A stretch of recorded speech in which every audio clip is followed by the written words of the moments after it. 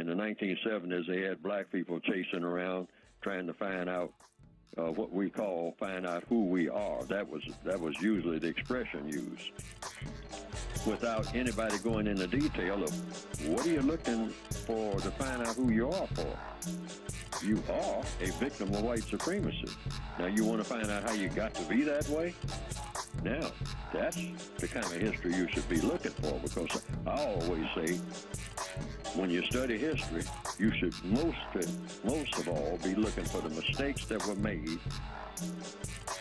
that culminated in you being in the shape that you're in now. That's the main reason for studying history. Now, that's a hard pill to swallow.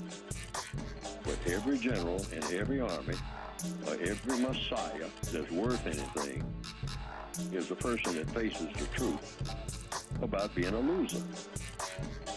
And black people are losers.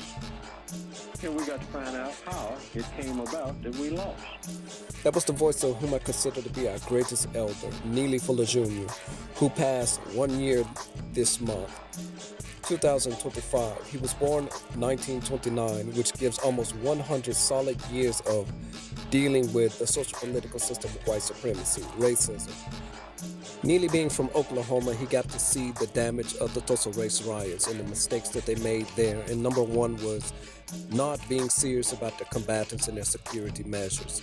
Neely got to live long enough to see the fall of many of the high-ranking members of the Nation of Islam, the death of Malcolm X, Martin Luther King, and many of the members of the Black Panther Party of Self-Defense. He saw all of these people and these groups that came before him, during his time, as well as after him, make the same crucial mistakes, which is one of them is not taking your military combatives and capabilities seriously.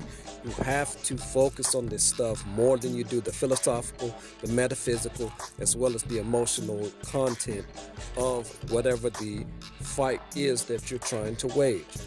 All people that have served in organized military forces, we all know this.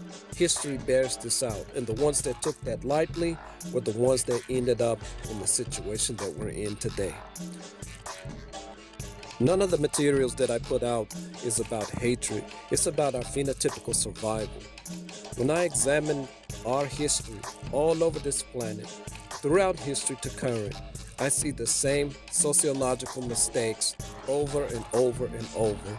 And that is the fact that we don't put in high regard the brothers and the sisters that have the knowledge and the ability to arm the people, to train the people so that we can have a biological experience on this planet and be safe and secure in that experience. People like Mutakabir, people like Beniya, the Sword of Diaspora, people like the range therapists and Marcus Arms who show you it's your right to hold the heat. People like Brother Mantu and Brother Shabazz, Corvo, DJ G-Roy. Sisters like Z, the shield and the spear to the throne that I guard, that help us gatekeep by reconstructing our history and setting the record straight. Demond Stitt and Ross Fletcher. R for R and may the line hold.